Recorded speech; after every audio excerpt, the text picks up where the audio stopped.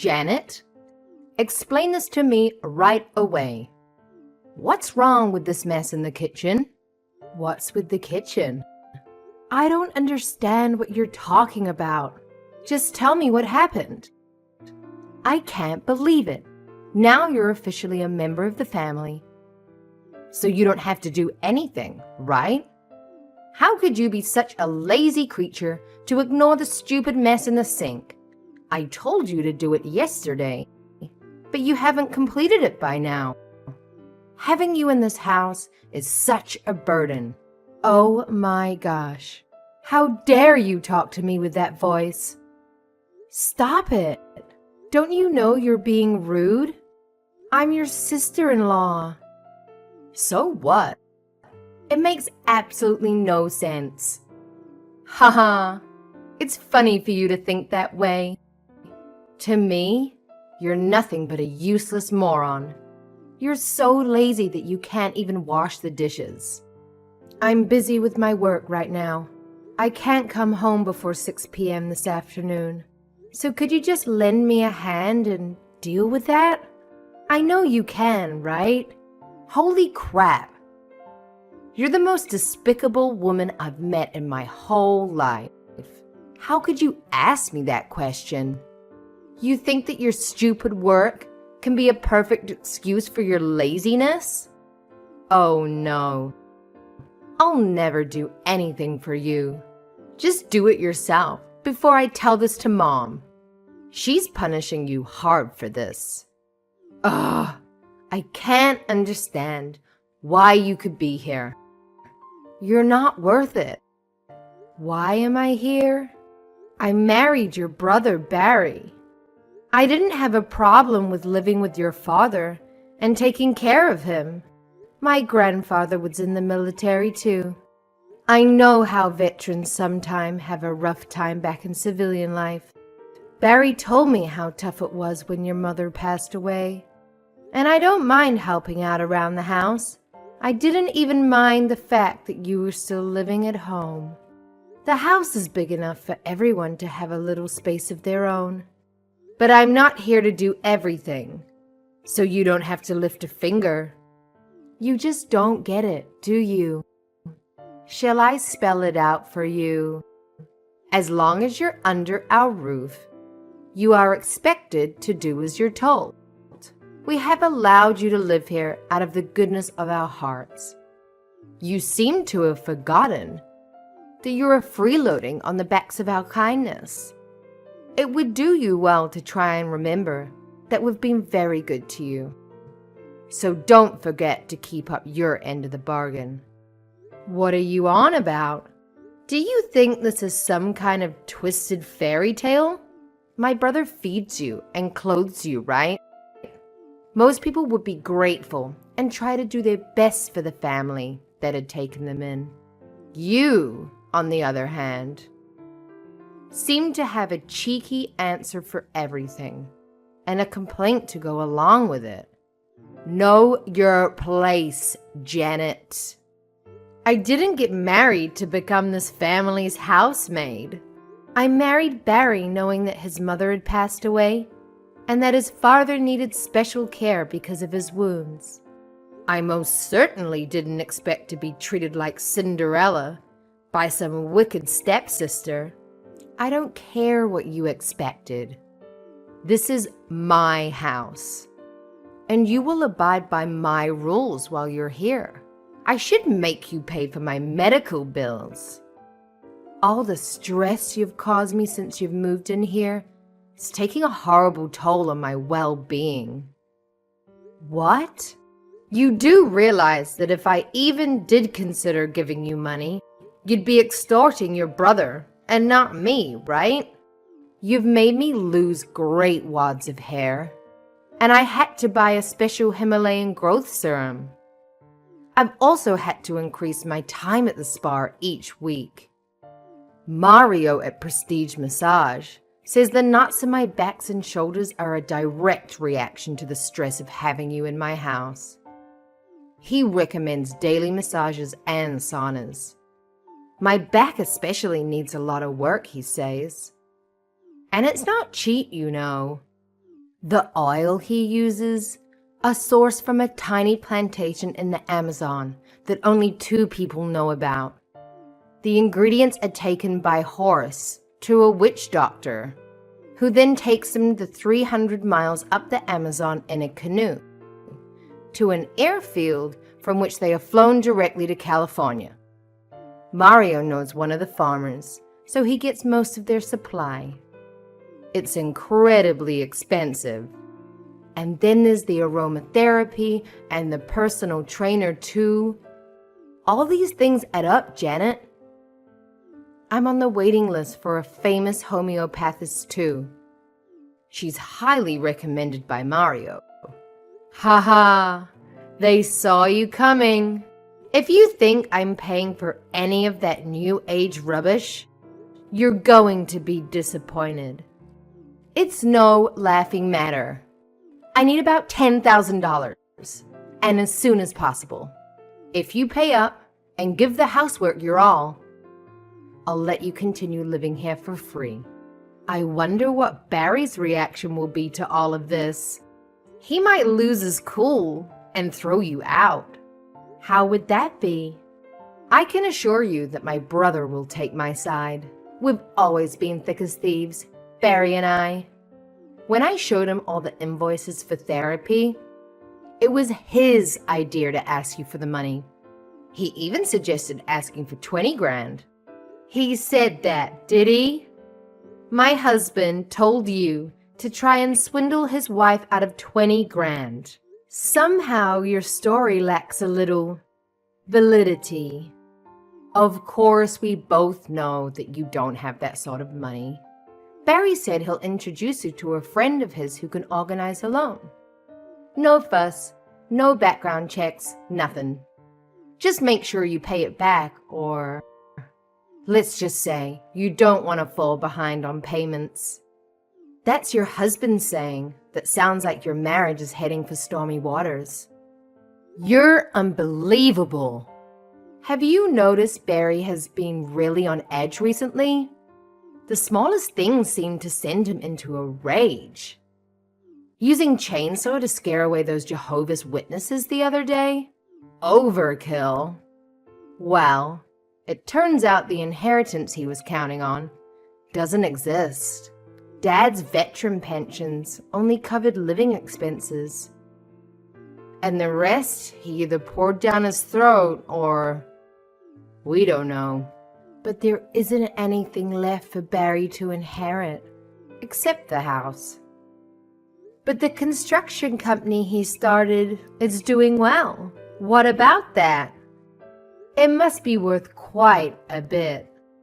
Barry told me he turned down the last offer to buy him out. The shareholders all wanted him to sell Earthworks Inc. I'm surprised he didn't. Barry is dead keen to sell. It's only been 6 months since he took over the reins from our father. And he's not cut out for the construction industry. Barry is more the book and pen type. He can't get along with the work team bosses, and he hates visiting building sites. Oh, so as soon as he can find a buyer, he's going to sell and start a new company. Women's high fashion, apparently. Nothing could be further removed from the dust and filth of the construction industry. Barry said he'll cut me in as a silent partner. Well, it was Daddy's company after all. I haven't heard anything about this from Barry. Seems like there are some serious trust issues there. I'd be very worried if I were you. Maybe they just thought they were a little old. You wouldn't understand. Or maybe they just thought you should stick to cleaning. I find it hard to believe that Barry would go ahead with such big plans without discussing it with me. What does that tell you? They don't consider it worth their time, including you. How does that make you feel? Disillusionment? Despair? Or maybe both? Haha, it really doesn't matter. Things are looking pretty grim for you. Best you just accept your lot. Put your head down and be the best little housekeeper you can be. Leave the important things to those of us who know what we're doing. And if you can't toe the line, you know where the door is. We took you in, so you'd better earn your keep. Got it. Loud and clear. What? Really? I thought you were impossibly stupid and unable to grasp even the simplest concepts. That's wonderful then. Right. I'll leave you to it then. Thought that might take a bit more shouting before you understood. No, I understand. Great. You see, a laugh and a smile and everything is okay again. If everyone knows their place, we'll all get along swimmingly. Oh, and the money by the end of the week. Please. I want to be sure to book my spots at the spa next month. They need the cash up front. They're having a few problems with the online payment system, Mario says. If you need to take out a loan, have a word with Barry. He knows a guy. Hey, Janet. What's happening with the cash? I thought we'd agreed that you'd pay me by the end of the week. Cash, okay? No bank transfers. I'm not giving you anything. What? Hang on. We had a deal. I said 1 week, and you said okay. What gives? Don't try to weasel your way out of it now. Quit messing around, would you? I need that money today. You're the one who's messing around, trying to force your brother's wife into paying you? For what? Some figment of your imagination? You aren't getting a cent. Wow. You've got a nasty way of talking back to people, haven't you? Since when do you give the orders around here? I made it perfectly clear where you stood in this family. At the bottom. If you can't be quiet and get on with your chores, then you'll soon find yourself divorced and kicked out. I got divorced yesterday. What are you talking about? Have you been drinking? You can't just get divorced. These things take time, money, and a lot of back and forth with lawyers. You're obviously in a very unstable mental state at the moment. Shall I call Mario and see if he can fit you in today? He's not cheap, oh heavens no. But he will help you relax and maybe return to your normal state of mind. A while ago, I had a big fight with Barry. We managed to sort it out, obviously, and things went back to normal. Well, not normal, but they went back to the situation we were in now. The fight lasted a few days, and during the most heated moment, Barry threw divorce papers at me. He had already signed them. He was in such a rage. I wonder if that was the end of our marriage right there and then. He finally calmed down, and I think he forgot all about the papers. But I didn't. I kept them. I don't know why, but I just thought they might come in handy one day. So when you started trying to extort ridiculous amounts of money out of me, I signed those papers and took them to City Hall. I knew it would cause all kind of problems, and Barry would probably try and stop me. So I did it yesterday when he was out of town. That's another thing. His business trips. He calls them that. But I know he's just off having fun on the company's dime. How can he always come back from business trips with a tan and a crippling hangover? There's usually sand in his clothing too. I'm not that stupid. His passport is full of stamps from Mexico and the Caribbean. You two must think I'm a total idiot. You really got divorced? Sure did. So any further attempts to squeeze me for money will have to be done in a court of law. I know as long as I'm in this house, I'll be treated like a maid by you. And I don't know what to make of Barry. He hasn't treated me like anything these last months. He hardly even talks to me. So getting a divorce was the easiest thing I've ever done. I can't wait to get as far away from you two as possible. But you said, got it loud and clear. I was surprised, but over the moon that you were finally seeing things from a more overall perspective. I thought things might settle down finally in this house. I tried talking to him about the company and about you, but he refused to let me get a word in. I think he loves you more than me, which is super weird.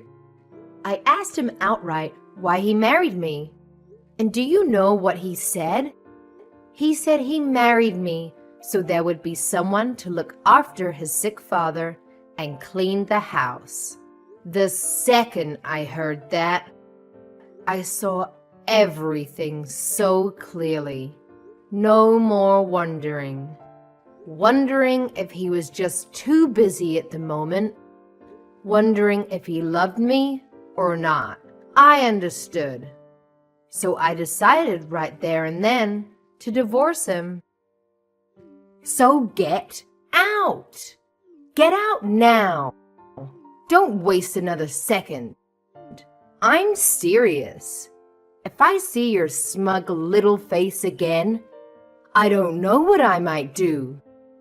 You've been a freeloader all this time. Now you aren't even family anymore. You have no right to be here a minute longer. Get out! How dare you try and freeload off us? I think you'll find that you are the freeloader and that it's you who needs to get out. You rude little... What are you talking about? I said get out. You don't think this house is yours, do you? Haha! Oh, you're in for the shock of your life. What the heck are you talking about? This is my family's house. Now, get out. I hate to be the one to tell you. Actually, no, I'm enjoying this. I can't tell a lie.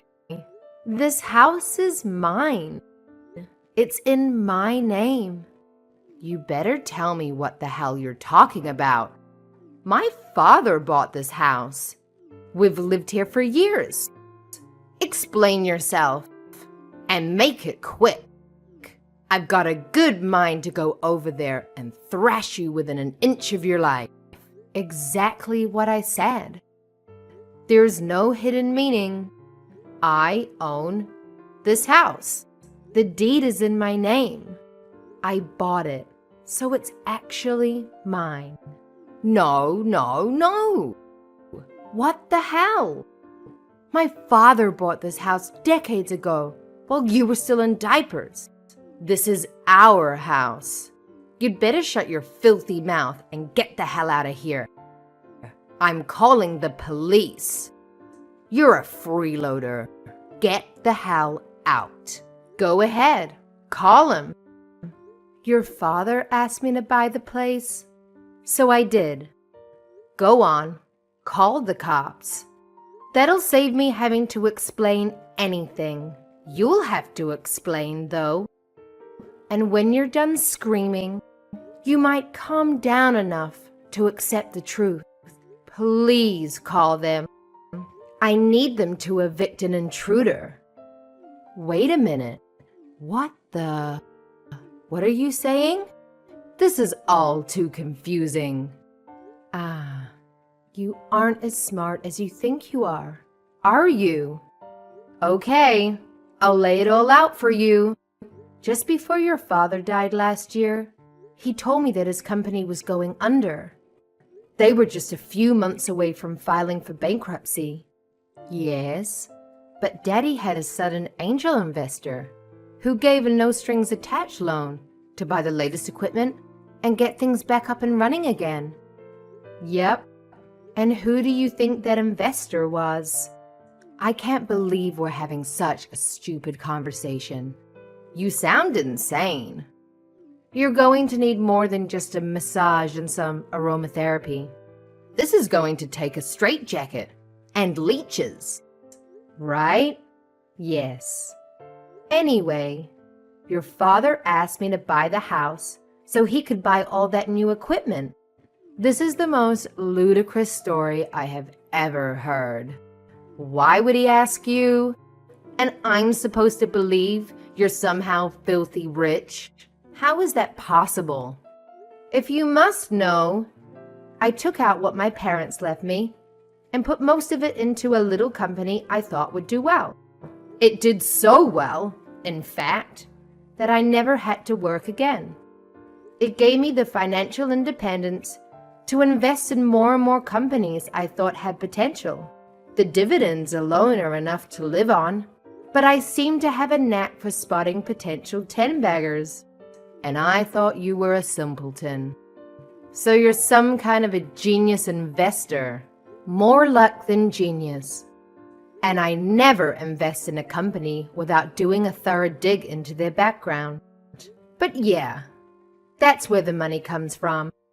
I don't want the extra attention, so I never flash my money around.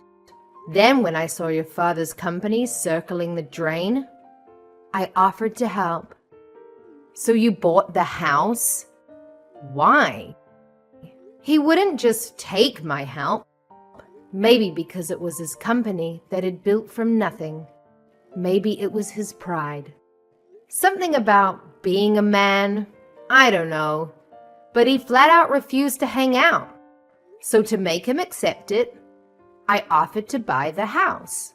At that time, he was still alive, and Barry and I were still newlyweds. It made sense. I just kept quiet about it. Even Barry doesn't know. So the house really belongs to you. Yes, that's what I'm seeing. So it was actually me who was letting you live here out the kindness of my heart. Anyway, you're wasting time when you should be packing. The sooner you start, the sooner you can be gone. Wait a minute. What is going to happen to Barry's new company? You mean his idea to mortgage the house and use the money to start his clothing company? That's gone out the window, hasn't it? Up in smoke. You can't mortgage what isn't yours. Oh, and by the way, that company Barry thinks he inherited, you two should probably check the name of the ownership papers. No way. Yeah. So you won't be selling anything without my consent. Barry is the president, in name only. It's registered in my name. This can't be happening. Daddy didn't say anything to us about it because you weren't there to listen when the company was in trouble. When he was sick, you two were always too busy. I was always there to help him into his wheelchair, or to help him to the bath, or to remind him to take his medicine. Barry was always on business trips, and you were flushing money down the drain with your new age spa nonsense. I was at his side when he took his last breath. In the end, he called his lawyers and signed everything over to me. I was the only one who was there for him. That wily old devil. Barry doesn't know he's meeting with the other partners of his new business today. Oh, God. He's taken a huge loan from his friend. And that friend is not the kind of person you want to mess around with. Oh, God, indeed, that friend. I'm guessing she isn't your regular bank manager then? So putting two and two together, Barry has got on taking a big loan from some crook? I'm guessing that must be the case. Because a bank would, of course, do a thorough check of the company's financial situation, assets, etc. They would, of course, have seen that neither the company nor the house were in Barry's name. No, the loan is from a friend. I'm sure it's okay. What shall we do? Nothing to do with me anymore. I signed the loan contract with Barry. I'm in this too. Well, you're a partner, aren't you? You share the risk with him? Yeah, but that's when we thought we could use the house as collateral. What are we supposed to do now? The whole business plan was based on selling the house and business. Oh, God. It's all melting before my eyes. Yeah, you should have talked to me sooner. How was I to know? You didn't say anything.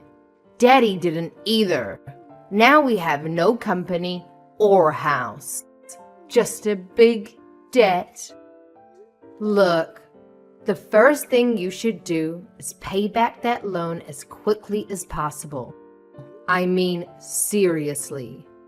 The interest on those types of loans is going to make your life very difficult.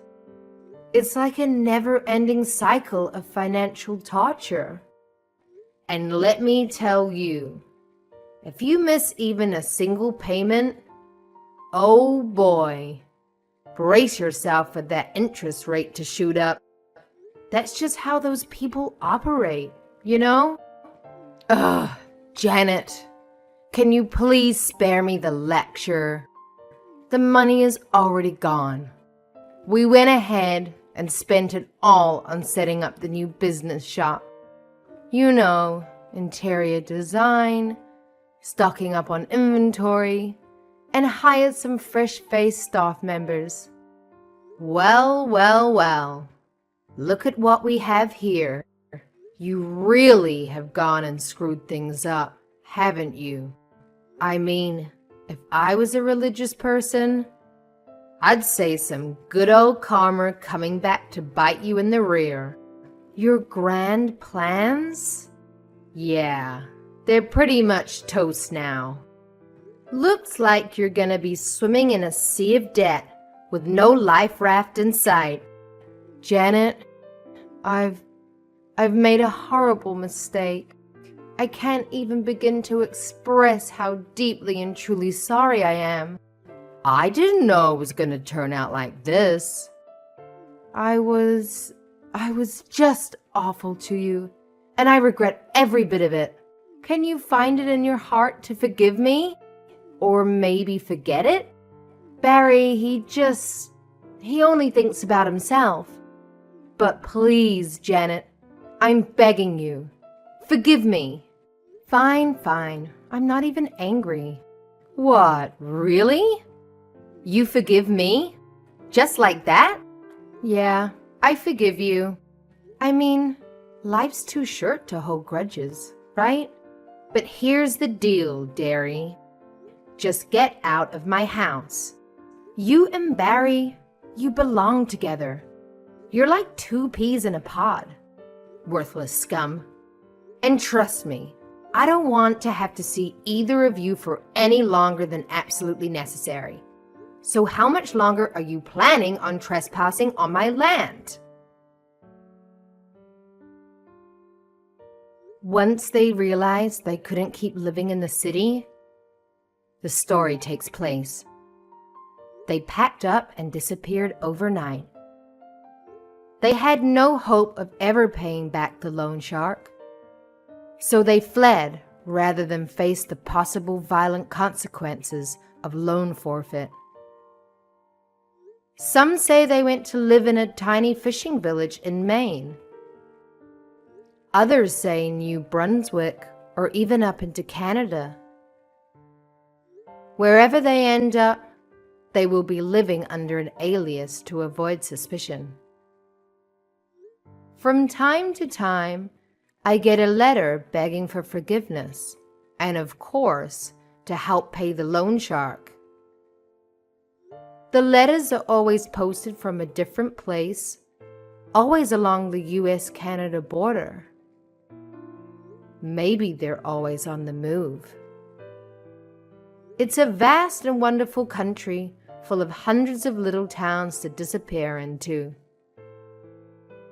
But I've stopped reading the letters, and now I just throw them straight into the trash.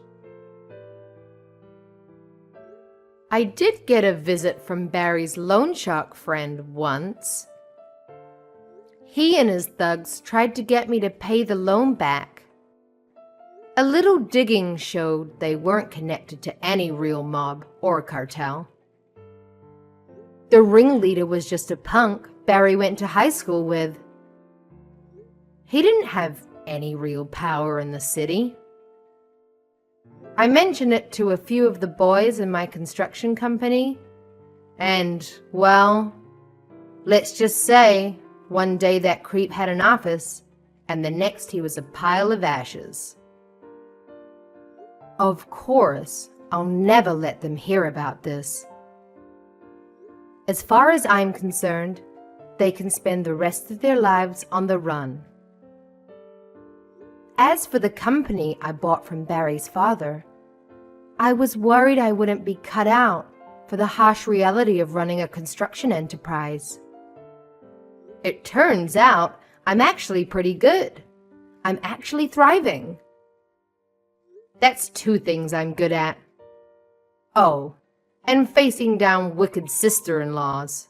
Little by little, the company is getting back on its feet. And we've just got the contract to rebuild the football stadium. I hope Barry's father is up there, looking down on me and smiling. I hope he's glad he had me to rely on.